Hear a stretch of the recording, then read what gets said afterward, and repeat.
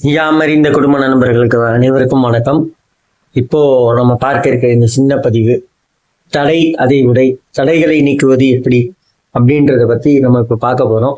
என்ன விதமான தடை அப்படின்னு பார்த்தா, கடன், திருமணம், காரியம், வியாபாரத்தில் தடை, முன்னேற்றத்திற்கு தடை, தொழிலில் முடக்கம், இந்த மாதிரி தடைகள் நம்மளுக்கு கண்டினியூஸா இருந்துருக்குல்ல.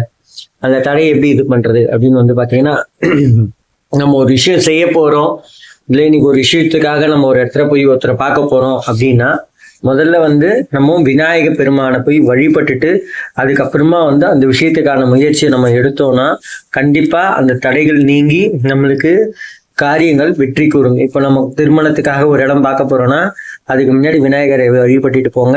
அதே போல வியாபாரத்துக்காகவா இருந்தாலும் சரி, கடன் வாங்குறதுக்காக இருந்தாலும் சரி, கடன் கொடுக்கறதுக்காகவா இருந்தாலும் சரி, தயவு செய்து விநாயகர் பெருமானை வழிபட்டுக்கு செல்லுங்கள். கண்டிப்பாக நல்லதே நடக்கும். நன்றி, வணக்கம்.